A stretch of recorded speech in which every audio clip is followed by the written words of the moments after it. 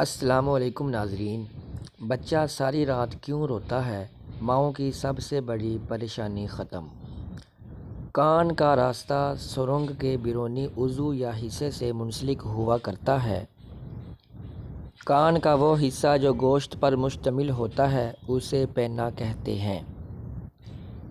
یہ ایک چھوٹا سا راستہ ہوتا ہے جو کان کے پردے سے جا ملتا ہے۔ کان کا پردہ ہوا اور پانی سے محفوظ یعنی ٹائٹ ہوا کرتا ہے۔ کان کے پردے پانی سے اس وقت متاثر ہوتے ہیں جب کان کے درمیانی حصے میں انفیکشن واقع ہو جائے، زخم ہو جائے یا پیپ پڑ جائے۔ اس وقت کان کے پردے بھی غیر محفوظ ہو جاتے ہیں۔ کان کا راستہ بھی اس وقت انفیکشن کا شکار ہو سکتا ہے۔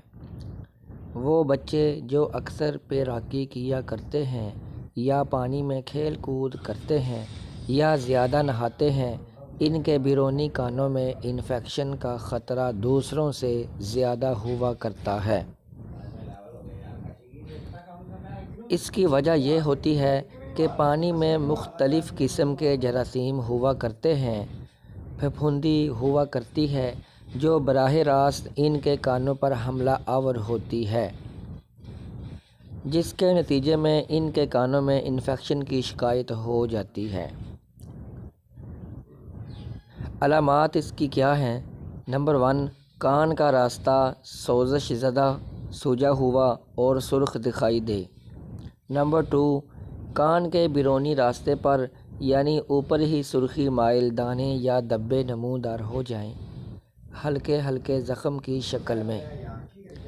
نمبر 3، کان سے پیپ یا میل نکلنا شروع ہو جائے۔ نمبر 4، کان میں خارش یا تکلیف بھی ہو سکتی ہے۔ نمبر 5، بچہ کان کے بھرے بھرے ہونے کی شکایت کرے۔ اسے ایسا محسوس ہو جیسے اس کے کانوں میں پانی بھر گیا ہو یا سننے میں اسے تھوڑی دشواری ہو رہی ہو۔ نمبر 6، کبھی کبھی کانوں میں ایسی تکلیف ہونے لگے جس سے بچہ بے حال ہو کر رہ جائے۔ ماؤں کو ایسی صورتحال میں کیا کرنا چاہیے؟ بچے کو پیراکی کے لیے جانے دیں، لیکن کوشش کریں کہ پانی اس کے کانوں میں براہ راست داخل نہ ہو۔ نہاتے ہوئے ایسی کیپ پہنا دیں کہ جس سے اس کے کان پانی سے بچے رہیں۔ چھوٹے بچوں کو اکیلے نہانے نہ دیں، خود نہلائیں۔ بچے کو کان کھجانے یا کان چھونے سے روکنے کی کوشش کریں۔ اگر میل یا پیپ وغیرہ کانوں سے بہہ رہی ہو تو اسے اس طرح صاف کریں کہ کان کے راستے کو آپ کی انگلیاں چھو نہ سکیں، یعنی کان کی سرنگ کو صاف کریں، بلکہ باہر بہہ آنے والی گندگی کو صاف کریں۔